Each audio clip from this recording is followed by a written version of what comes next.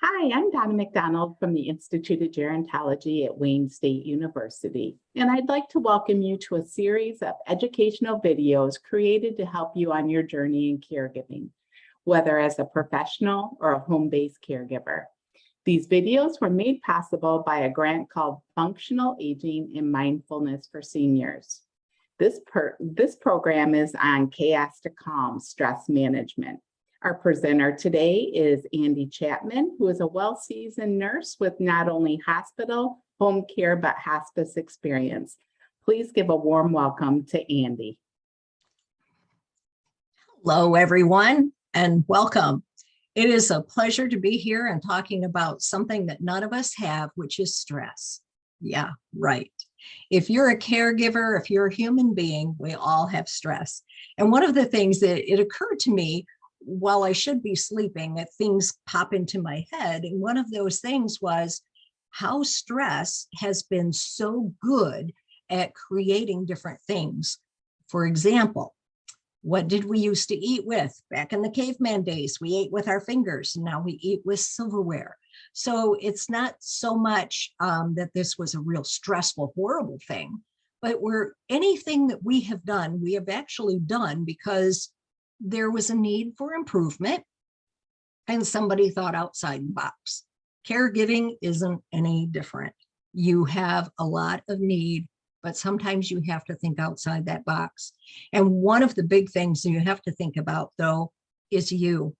You have a lot pressing in on you every single day, people wanting you. You have so many responsibilities, and how do you handle it? When we looked at the two things that are there on the screen, we have a chunk of what looks like coal. It's actually graphite. Graphite is what is in a pencil. We call it pencil lead, but it's actually graphite, and it breaks very easily. And then we also have that diamond. Diamond is one of the hardest substances that we have. And the difference between these two things, because they're both carbon, the difference is the amount of pressure that made that substance, that material. Some people can't take a lot of pressure and they'll crack and fall apart underneath it. And other people just get better. And my hope is that I don't want you to fall apart, and I don't want you to become hard and unfeeling. Stress is good for you. And so I want you to be more like a diamond. And so let's get on this journey and figure out how to do it. Weird that I have something there called biscuits. And most everybody loves biscuits, nice hot biscuits with honey and butter or gravy over top of them. But there was a gentleman who stood up and he was saying a prayer and he said, "Dear Lord, I hate buttermilk. I hate white flour. I hate lard. I hate being in something really hot. But dear Lord, I love biscuits." The whole thing is sometimes we have things that we don't like that we're doing that are pressing in on us, but we can be grateful for the outcome. And when we succeed in not only learning about a disease process or working with someone who has dementia, every single time that we have a little victory, be grateful. Be grateful for what you have, because you are here for a purpose and they are here for you to learn that purpose. But if we don't take care of the stress, it will kill us. And it's not the stress itself, it's how we react to things. Do we hold it all in? Do we have all of this terrible feeling and emotion that's stuffed inside of us that we don't get out? That is not helpful. Is not helpful at all.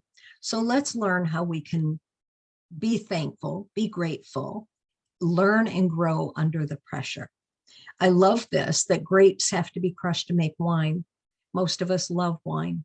Olives are pressed to get that oil. We cook with olive oil to make the delicious foods that we have. Seeds grow in darkness, mushrooms definitely. And there is power in pressure. We just have to harness that power and do something good with it. Now, yes, COVID changed our world, but dementia has really changed our world greatly.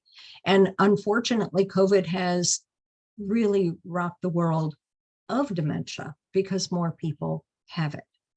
Instead of those saying that they were stuck at home, and I was guilty of that, had to turn it around in my head to be grateful that I had a home to be stuck in.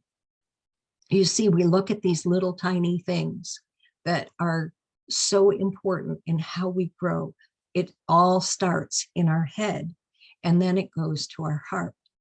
So when we are doing something like caregiving, and we really don't know what all we're doing, it can be extremely stressful. That's one of the things that brought me into the field of nursing. I went through that process. A friend of mine was dying with a disease that I couldn't do anything about. And so after taking care of her, I wound up coming into the medical field. I don't regret it. And I also don't regret learning about dementia, because that's very, very difficult for us in various stages, various sensory issues that they're going to have. They're really going to push in on us. And we do feel helpless sometimes. There's nothing that we can do. Yes, we can. We can learn. We can support people that are going through it by what we have learned going through it and making their journey a little bit smoother, a little bit better. So all of these things that you see here, people relying on you for every single thing, dealing with abandonment, because some people aren't going to be as close to you. If you were a foursome in golf, they're not going to make it a threesome for you. They may find another couple for that foursome. So sometimes you feel abandoned by people, but they can't relate to what you're going through. And, certainly if you have to be with your loved one 24/7, it's going to be much harder for them. This is what your life looks like. But while there's a lot of uncertainty in it and a lot of sadness in it, a lot of stress in it, it doesn't have to always be in the negative. So let's look at how we can make it a positive. So what is stress? Well, we know what stress is. Anything that makes you feel a little bit weird is stressful. If you have someone that, for me, this is terrible. You're going to think I'm a terrible person. But my little people, when they would get up in the morning, I would just not really enjoy it if they got up before a certain time, because now it was stress. Now it's starting. And I enjoyed that quiet time. And so for me, that was stressful. But I was thankful to have those little people that got up. And for some people that are taking care of a loved one with dementia, it's that same thing. It's like, oh, this blessed cup of coffee that I get to have on my own. And then they get up and now your work begins. But you know what? It should be a pleasure, not a dread. And we need to change how we think. Throughout this presentation, you're going to hear how it's really up to you how you think. And it truly is that way. When we have stress, we're aware of it. We know that something is happening and we need to relieve it. We have these stress responses and excuse me, we have positive stress response. And this is where we actually go out and do things. We think outside that box, we get things done. We have tolerable ones. And this is where the body is saying, hey, your heart rate is going up, your blood pressure is going up. You need to do something to get this under control. And if we don't, then we go into that toxic stress. And then these individuals will feel like there's just nothing for them. There's no support. Well, if you're taking care of someone with dementia, there are really avenues of support. We have the Alzheimer's Association. A lot of churches will have little support groups that they have together. And maybe if your loved one is in a facility, they'll have a support group that goes on either on a monthly basis or a bi-monthly basis. I would encourage you to attend any of those support groups that you can. Listen to what they're going through and take in what makes sense to you, what works in your situation, And if you hear somebody talking about something they're going through and you've been through it, share what you learned as you go through this. This is a part of the human community that we can really do to help one another. And sometimes we are so stressed because, you know, we know what's facing us. We've got, you know, all of this emotional baggage that's on us that we can't even rest anymore. And this is going to burn you out. This is going to cause you a lot of problems, not just with your attitude, but with your health. We're going to talk about that in a minute. But burnout is really different from just regular stress. If you're burned out, you don't have the emotional control sometimes to take care of some situations. You don't even have the mental capacity sometimes to take care of situations. And if somebody tells you that you are different than what you used to be, stop and listen, because sometimes people can recognize what's going on with us before we ever figure it out. And if they are doing this and they're doing it in a way that is loving because they really care, you know, pay attention to them, get the help that you need. One of the biggest things that we don't do is take time for ourselves. And it's very difficult when you're a caregiver. I understand that. But there are some things that we can do just going into another room, taking a deep breath, holding it in, blowing it away. You know, that's that deep cleansing breath. You're oxygenating that frontal lobe. I believe we're going to talk about breathing in a little bit. So, but listen to people when they're talking to you about how you appear a little bit differently, and pay attention, because this is what's taking its place inside of you. And again, this is something that we may not recognize, but it will get to the point where it can destroy you. Make sure that you're paying attention to those that love you. Now, here's some of the effects of stress. And, you know, I don't even have to tell you half of these things. You already know them. But when we're looking at the mind and the mood, you know, I talked about not being able to give a good response. We're overwhelmed sometimes, easily angered. You know, somebody with dementia, maybe they have that spatial issue where they can't grab a glass of water or milk right away. They miss the area that they're going for, and they wind up spilling the water or the milk, and we fly off the handle. You know, it's milk, it's water, it's an accident from somebody who has a disease they didn't ask for. And for us to maintain in our own heads that particular thought that they didn't intentionally do it. It was the disease, it wasn't the person. And, you know, when we are acting in such a way because we're under stress, if we're taking care of someone with dementia, they're going to act that way as well. They're going to mirror how you are behaving. So when you see this in your person, your loved one, you want to remember that maybe this is something that you need to change. We know that if somebody is anxious, let's say it's the dementia patient, the loved one that has dementia, and they're pacing back and forth, if we match their pacing and slow ours down, they will match ours, and it helps to provide that calming. So that gives you a good illustration of how they will match your mood. And if you want to have problems, just keep on going with the negativity, because that will help increase that. You don't want that. You want to make sure that you're handling yourself so that you can handle the situation better. If we don't get it under control, we're definitely going to have problems with our stress. Our body is going to tell us what's going on. When we're under stress, we have a tendency to tighten those muscles, particularly in our neck and our shoulders. And that causes not just muscle tension or pain that goes in there, but it's also fatigue. It's fatigue on the body. And then we can also have a lot of GI upset. It's not going to cause the ulcer, but it can certainly make the ulcer a whole lot worse. And sleep problems, definitely going to be sleep problems, because you've got so much tension going on in your brain that your brain can't relax.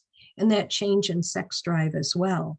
You know, your loved one might actually have early stage dementia and still want to have that closeness and affection with you. But if you don't change your mindset, that's the last thing on your mind. You don't want to have that sexual relationship with them because you just don't feel it. So we have to get that stress under control. It will impact everybody. But there's other common effects that are going to happen with you if you're under stress. We eat for life. We eat when we're happy, we eat when we're sad. But also, we maybe sometimes undereat. We don't pay attention to what's going on. And we're so stressed out sometimes that we actually forget to eat a meal. This is not healthy. We don't want to overeat. We don't want to eat the wrong things, but we definitely want to keep our nutrition up. That's very important because your stress on your behavior is going to impact your nutritional intake. You are, well, some people actually have these angry outbursts for no reason at all. Just the slightest thing will set them off. Others will cope by taking drugs or alcohol. One friend that I had, actually, we called her 12 pot Deb. She would drink 2 12-cup pots of coffee every day by 10 a.m. And she was talking like a gerbil. And, you know, she was constantly, well, you know, after this is all over, I think I'm going to go open up a daycare. And we're thinking, no, don't, because you won't look good in orange. She was using that as a coping method. She was tired and she was using that to keep herself up so that she had the energy to deal with things. And really what she needed to do was find some support so that she could deal with things. Oftentimes too, when we're stressed, we have a tendency to withdraw socially. And this is kind of bad because it is through those social connections that we actually can still feel connected to the world, and we can have people who love us help us. And so this is where we want to make sure that we're keeping touch with individuals or going to support groups. This is healthy for you. You need this support. It's not really so much for the person that you're caring for that has dementia, but it is for you. This is going to make you a better caregiver. And we tend to see to not exercise very often because we're under stress and our body already feels all jacked up. And so you don't want to add sweating to that. But, you know, truthfully, exercising actually does help reduce some of that stress behavior that we have going on. There's so much that is pressing in on us. And this may sound like a really distressing or disturbing presentation to you, that it is up to you, but truly it is up to you. What happens in us is happening for us sometimes to help us to recognize that we need to make some changes somewhere along the line. And we're going to regret some of those things that we've done. I thought that this was just a hilarious example because, I mean, seriously, we have regrets for so many things. If we don't have regrets, we haven't made mistakes. We're human beings. We make mistakes. Admit those mistakes. It's okay. We're going to have angry outbursts and we're going to feel guilty about them. But before we go in that wheel of doing it again, try to find some way to get that interrupted. So I just thought that was cute. So let's break this down. What does stress do to your body? If you're at ease, everything is cool. You know, your blood pressure is good, everything is good. But when you're stressed, this is the gateway to diseases. It truly, honestly is, because we are releasing hormones in our bodies that we really don't want released in our bodies. Cortisol is one of the big ones. Cortisol is going to impact that belly fat, that fat that you can grab and shake underneath your skin. But you know what? It's not just happening to your belly, and it's not just on the surface. It's going around all of your organs. And here's what happens. When you are under stress, cortisol creates that issue with your heart. You wind up with fatty areas around your heart. And how about our GI problems? I already said that it doesn't create the ulcer, but it certainly will make it worse because we're not putting the proper things in there and we're releasing more hormones that are going to hurt it. They've actually done studies with Alzheimer's disease, and they studied on rats. And they found that the rats that were under a great deal of stress actually had lesions in their brains that the other rats that weren't under that kind of stress had. So, you know, get your stress under control, because it's just only going to add to other issues. It accelerates aging. I'm going to show you a picture here in just a second, and you'll see exactly what I mean. And premature death. People that have been under a great deal of stress for an extended period of time actually die sooner than the persons that are their peer, the same age, that haven't been underneath that stress. It creates anxiety and depression because we are dealing with things that are upsetting all the time. And if we don't have an outlet, we're going to wind up with that depression. It's going to impact our sleep, our nutrition. It's going to impact everything. And let's face it, if you're a woman, one of the things you don't want to do is age. And we fight that with every lotion, potion, and pill we have. We put stuff on our face all the time, and we do everything to kind of keep that chin up. But you know what? Stress will age you. It will age you greatly. Here's how I know. If you look at these gentlemen, and maybe President Trump was not a good example because he was only in office for 4 years, but look at what happened with President Obama. Yes, 8 years is going to change you physically no matter what, but he aged tremendously in 8 years' time.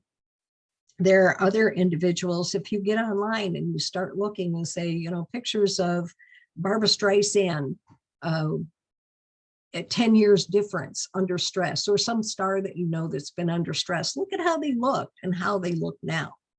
It will show you a tremendous amount. And those people who say, I don't have any stress at all, I'm handling everything just like I should. Well, guess what? Too little stress isn't healthy for you either. Because when we don't have enough stress, we don't think outside the box. It doesn't move us to change. And so we need to have that a little bit. We would get bored, honestly, if we didn't have stress at all. But there are other social outcomes that happen with that as well. You don't learn how to handle conflict. You have to be able to learn how to handle conflict, especially if you're dealing with someone who has dementia. That is a very important tool to learn how to handle that conflict, to understand how to de-escalate something that is happening, and realizing, as I said earlier, they're going to mimic, they're going to mirror you.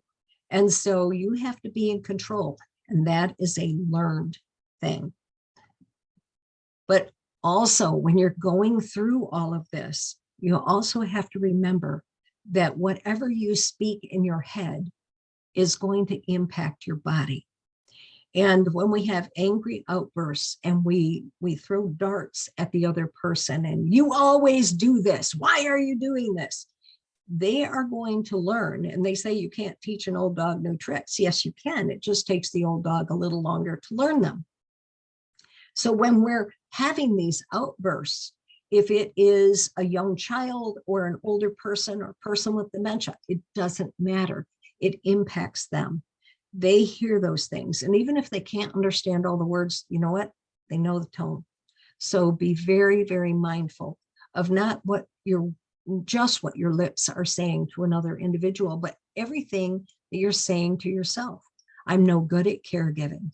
I can't do this right, or I can't do that right.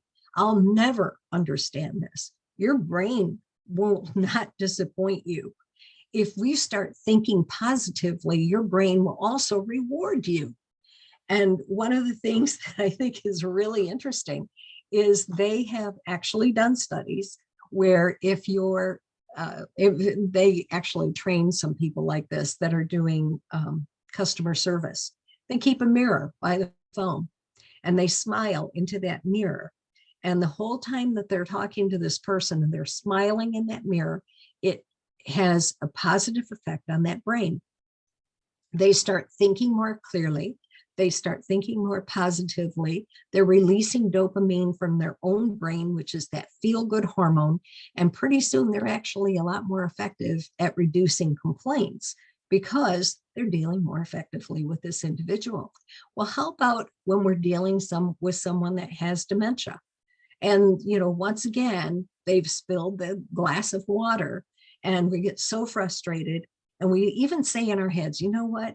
He didn't mean to do it. It's okay. It's just water. Our brain is going to reward that. And our body is going to be rewarded because we're giving ourselves more positive hormones as we go through this. There is a difference between happiness and joy. When we are happy, it is because things are going good for a time, but it is only temporary. We might be happy because we got a new car. We might be happy because we got a new caregiver that was assigned to us. And then that might not turn out to be such a happy thing if they don't do their job well, I'm just saying. But happiness is temporary. And when we're dealing with someone who has dementia, I think that one of the big things that I would like to see you do, and I think it would really help, is to keep a journal, just a simple journal. If we keep a journal of our day with this person, what made us happy, what made us angry, looking through that, we're going to understand how we can do better and what we did well. We can write down the funny things that they said, the things that they did or said that moved us. I still remember the little dandelion bud that my son brought in. It was all wilted and nasty. And he was so proud of it. And that was such a happy moment because I put that into a vase. So I would write that in there. But there's where joy and happiness differ, because that memory brought me joy. And this is where your journal will help to bring you joy as well. So keep a journal and really celebrate those things that are joyful, those things that, they said this or they did that, or we made real headway today because mom was able to go to the bathroom and recognize where the bathroom was. Small things, little things, those are important things.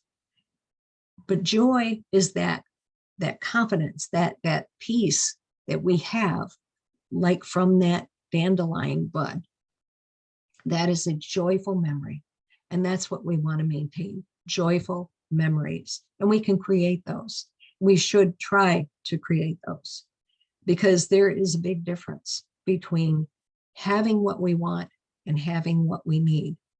We might want our loved one to not have this disease. That's unrealistic. They've got it. But we need to understand how to work with them, how to help them, and how to help ourselves. Ultimately, it's really, in the end, it's for us, not to us. And so there is a big difference between want and need. We need to have joy. We need happiness, because that's very important to have happy times, but we need joy. And sometimes we have to create that. How do we do that? Well, realizing that when we're dealing with someone who has dementia or some other disease process, no matter what happens with someone like that, the door has closed, but we can open up different doors. And if we don't want to walk through that door, we can close it and we can go through yet another door. But we can have that choice. Life has changed. life will change. It does on a daily basis for us.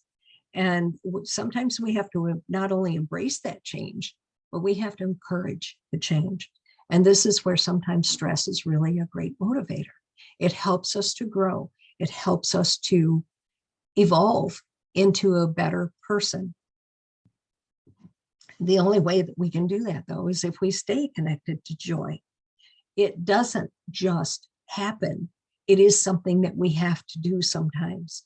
And when I talk about controlling the environment, not letting that environment control you, again, you're thinking about all of the pressure that's on you. What can you do to make this better? If our loved one has dementia and they are bored, they're going to sometimes create problems for us. They're going to pick at things, move things. They're going to do all kinds of things. How about changing that by giving them something to do? And so by doing something like that, you're taking control of that environment. You're reducing the noise, the stresses, all that's going on there. And it helps to reduce everything that's going on inside of you. You have just succeeded in changing that environment so that it makes it a more peaceful environment. And you have to engage your heart. I firmly believe that whatever happens up here impacts the heart. And really, sometimes we have to have a change of heart, and we have to put everything that we have from our heart into what we're doing as far as being a caregiver, not just the body, not just the actions, because your heart and your brain are going to be connected and your emotions are going to go with that. We need to learn to laugh. If you don't have a sense of humor, you're going to have to get one. I want to tell you a little story. There was a lady named Virginia, and I absolutely adored her. And I was walking by her room one day, and I saw her, and I said, "Hey, Miss Virginia."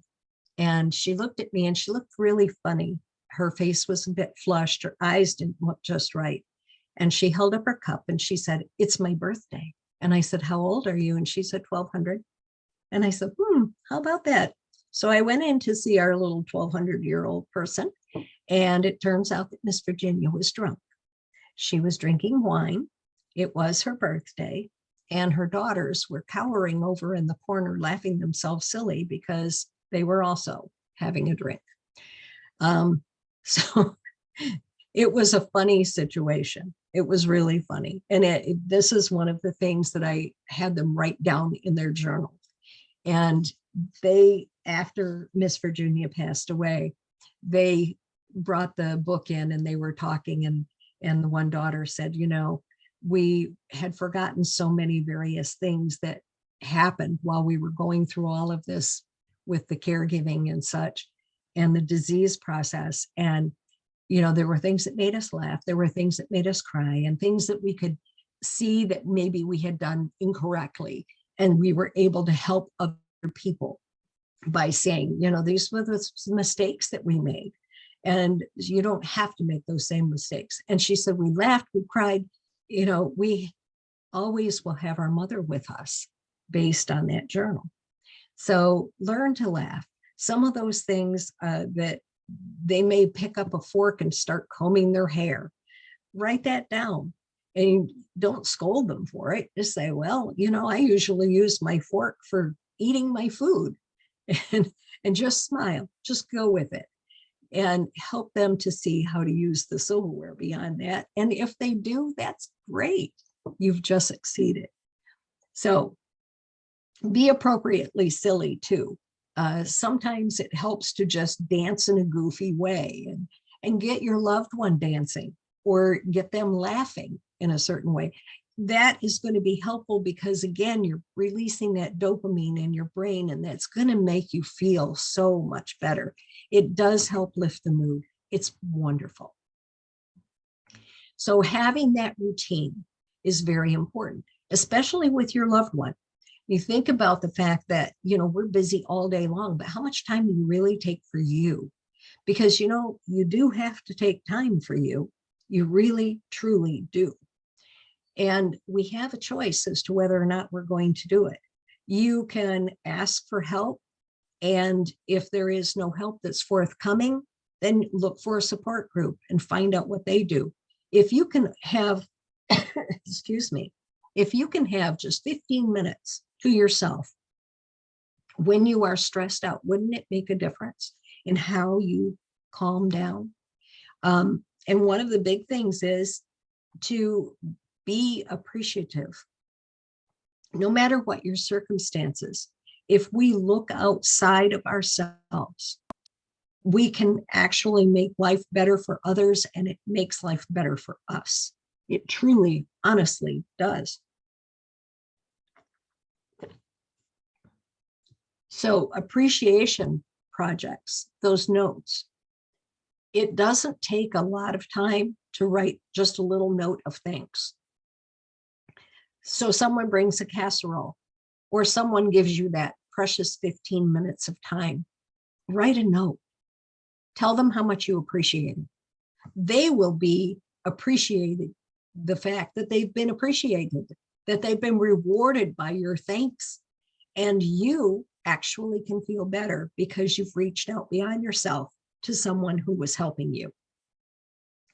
And make sure that you do positive self-talk. It is normal and human for us to tell ourselves what we do wrong, but start telling yourself what you do well. And at the end of the day, write down those things that you did well. Positive self-talk is huge. You remember I said your body will follow what your brain is thinking. You have to have that positive self-talk. And if it's something that you need to change it. You can do so. You have that choice. Some people are going to be better at caregiving than you are, but you can be better at other things than they are. And what we really need to do is internalize that. Appreciate who you are and don't fear what's going to happen in the future. It's going to happen, especially when you're dealing with someone that has dementia. You're going to have more fears, more anxiety. Learn about the disease. Get a support group going for yourself. And if you don't have a support group that's close by, if there is a church or another senior organization, perhaps, you can try to even start a support group. Depending on the level of cognitive impairment, your loved ones can even go to the support group with you. The biggest thing, though, is forgive yourself. Forgive yourself for the things, the mistakes that you've made. And you have to forgive yourself every single day. This is going to happen. We're human beings. We have emotions. And sometimes people push our buttons, and sometimes we push other people's buttons. But forgive yourself and change. Grow from it. There are things that you're going to be able to control, things that you're not going to be able to control. And when you have things in your life that you can't control, you have to learn how to control you. We are responsible for our own actions. We are responsible for our emotions. And part of the biggest problem that we have is, like the slide says, drinking poison. We drink poison when we do negative self-talk. We drink poison when we don't try to learn about something and change how things are moving along in our life. We have to take control of ourselves before we can help anybody else. And don't worry about what other people think. So what? You aren't there to please them. You're there to do the very best that you can for your loved one and for yourself. And so don't worry about what these other people think. What would they do if they were in your shoes? How would they handle things differently? That would be a question to ask them. At least that's what I would do. And if you get into a situation like that, sometimes we have to dial it down. We have to change the people that are in our lives. There are some that maybe some relationships that aren't healthy for us while we're going through this. You've got someone who sits there and says, oh yeah, you've really got it bad. You've really got it bad. And all they're talking to you is about how tough your life is. Find someone who can tell you how great life can be and how they can help you. We have to set boundaries. There are people that are going to maybe tell you what you have to do or how to do something, and that they're not in your shoes. They don't know. So set boundaries with these individuals and let them know that, hey, okay, if you have a better idea, how about helping me with it? Let them put their money where their mouth is. Sometimes people will walk away, and sometimes you'll actually learn something from them because they'll stay there and they'll show you, and that's a win. We also have to maybe look at social media. We have people on social media that, oh, their life is glamorous and glorious, and they're always eating the right foods and they're exercising, yet they're still fat. Hello. But, you know, so they're putting on this false front on social media. You want real friends. You want people that you can talk to confide in. And this is, again, where your support groups are going to be very beneficial, but also learning about the disease, learning the tricks of how to manage the loved one that you're with, and working with their not only cognitive impairment, but their sensory impairment as well. These are friends. These are the ones who would be there and help you. And even if it's just a video that helps you, at least this person gave their time to try to make your life a little bit better. So dial down that toxicity. Don't listen to all of that silliness. And also another thing that we have to do is take care of yourself. And remember I said earlier, food is life. Food is everything to us. But we have to feed that brain. We have to feed that brain that is going to make our lives better by increasing dopamine, oxytocin, and serotonin. These are things that are going to improve your life. So let's talk about each one. Each one is going to have an impact on a neurotransmitter. A neurotransmitter is that little thing in your brain. I'm trying to keep it away from the social science or the science of it, but it's the little nerves or the little nerve endings in your brain that are going to communicate with one another. And dopamine is that one that I said usually goes along with that good mood, and it helps you to be more productive. It helps you to think outside the box because you're happier, you're calmer, and you can work better. Oxytocin is that cuddle hormone, and that can be good and that can be bad. You need that cuddle hormone. You need to feel close to people, and especially your loved one when they're going through this terrible disease of dementia, or with dementia, I should say, because dementia is just a symptom. But the diseases with dementia, they still are here. They are still human beings that need to be touched and loved and cared for. And then serotonin plays that role in maintaining your moods and, you know, happiness. Let's get away from the sexual desire, but definitely appetite, and also your happiness quotient. It is definitely going to be impacting. So you want those neurotransmitters to have the proper nutrition. How do we do that? Well, we start looking at the three things that we want. We want dopamine. And so you're going to have milk, cheese, and yogurt. You are going to do unprocessed meat. Unprocessed meats because you don't want the nitrates and everything in there. You don't want all the added things. You want unprocessed meat. And fish, salmon is probably supreme. Mackerel is very, very good. Tuna, not so much. But any way you can get some fish into your diet, you get that omega-3 fatty acid that's very, very helpful to your brain. Eggs have it. Some of the fruits and vegetables, bananas not just have the impact on your dopamine, but they have potassium in there, and your body needs that potassium as well. You're going to get some of that dopamine from the proteins and stuff that you have in almonds and walnuts and dark chocolate. Oh yes, dark chocolate.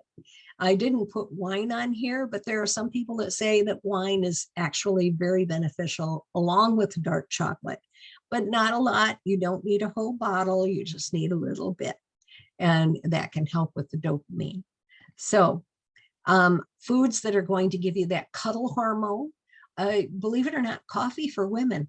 I was very surprised when I read that, but yes, coffee for women. And if you get the jitters from all the caffeine, then you may have to go with something else. But coffee with a little bit of caffeine is actually beneficial for some women as far as oxytocin boost. And then almonds and pumpkin seeds are good for him. And it's also good because the pumpkin seeds help with the prostate. So oxytocin, you're going to get that from your green tea, your spinach, dark green vegetable, and believe it or not, watermelon. It's very sweet, but it does increase the oxytocin in the body. Of all of these, though, figs is really one of the best. So that will help to boost that oxytocin. The serotonin, that mood stabilizer, basically, you're going to get that from unprocessed turkey, and make sure that it's fresh caught salmon and not a farmed salmon, because they don't have all of the wonderful nutrients that a fresh caught salmon will have. And of course, your nuts and cheeses and eggs and all of this. Now, pineapple is one thing that you do have to watch. Pineapple is very good for serotonin. It's very good for the mood. However, it has bromelain, and bromelain can actually work as a blood thinner. So if you're on blood thinners, you may not want to eat a whole lot of pineapple, but it is a good source of bromelain, which is going to help with the serotonin. One other thing, and this is a brain diet, if you will, you have to remember the impact of your face. And I said, as we talked to just about a couple minutes ago about the customer service people, your facial impact is going to impact your brain. And so by smiling, your brain's not that smart. You can trick it. You can trick it into releasing dopamine. You want to make sure that what you're doing, though, is a positive thing. So even if you're in a bad mood, go into the bathroom, look in the mirror, take a smile, and then just realize within a few minutes of doing something like that, you actually do improve your whole attitude because you're releasing dopamine in the brain. There is a definite connection between the frontal lobe and your facial expression. So look at something that's pleasant. Don't look at unpleasant things, obviously, but look at pleasant things. And if your face is the only thing that you have available to look at it in a pleasant way. You are the only thing you can control. You can't control this disease. You can't control how people are going to treat you. You can't control anything else, but you can control you. If there's a way that you can listen to a meditation or read Bible scriptures, or whatever it is that is a positive thing that you can bring in, it is going to help you with your mental attitude. That's the only thing you can change. And I ask here on this little slide here, what can we learn from a pressure cooker? How to manage that? Well, with a pressure cooker, it takes steam to cause that pressure to build up. That's going to change the impact of what's inside that pressure cooker. Steam is very good. We have steam engines. We had all kinds of things that move with steam. It motivates change. And yet, some people don't have enough steam. Water will boil at 211 degrees. But steam is created. I did that wrong. It's 211 degrees. You have hot water. 212 degrees, you actually get steam from that water. And just 1 degree can make all the difference in the world. So we have to manage those emotions, because that's very much like steam. We try to get those emotions managed because we don't want to blow our tops. It is not a healthy situation. So we have 86,400 seconds in every single day. That's all we have. We have 24 hours. And out of that time, we make decisions over and over and over how we're going to handle something. If we give 100 seconds of that day to a negative thought, how is it going to impact our life? If we give 4,000 seconds of that day of our life to a negative thought, how is it going to impact us? How is it going to impact our people that are around us, that are taking their cues from us? And how is it going to impact us when we have the physical representation of stress in our lives? You see, we decide, just like drinking out of those 2 glasses, we decide what we're going to put into ourselves. And nobody would deliberately pick up the glass that has the muddy water in it and drink it. We want that thing that's pure and good and fresh. And that's what we need to put into our heads. Because when we put it in our heads, we put it in our hearts, and we put it into our body, and we put it into our care. We do have that ability. You just got to harness it. And there are people that will help you all the time. But how we think about things will determine how well we live and whether or not stress is our enemy and is going to take us out. While we're talking about that, remember that there are some people that are so stressed out that they think that the only way out is through suicide, that that's the only thing that is going to make life better. Let me tell you, suicide leaves a ripple forever. I had a cousin who committed suicide. We tried to help him. He wouldn't accept the help. And it left ripples in our lives that will always be there. There's not a family event that we don't think about him. And when I refer to my cousins, I always bring his name into it. It's a habit because he was always a part of our lives. Suicide is not the answer. Get some help. Listen to people when they tell you that there is something going on with you. I love this quote. I slept and dreamt that life was joy. I awoke and saw that life was service. I acted, and behold, service was joy. Those things that we're doing to take care of our loved ones, to help those that are taking care of loved ones that have dementia or any other type of disease process, when we act, when we give service to another individual, we actually are improving our own life in the end, bringing health to our hearts and to our body, to our mind, and calmness. So I do want to thank all of you who are out there providing care for either a loved one at home or in a facility, wherever you are. Thank you for what you do. It can't be for the paycheck. It is definitely because you care about people. And compassion is one of those things that is so needed in our world today. We're so easily offended by so many things. And having that compassion for another individual puts them ahead of you. And that's wonderful. Thank you so much. We are in a very strange time in our world today, but you can make all the difference in the world, even if it's just for one person. But even if it's just for one person outside of yourself, it's for you too.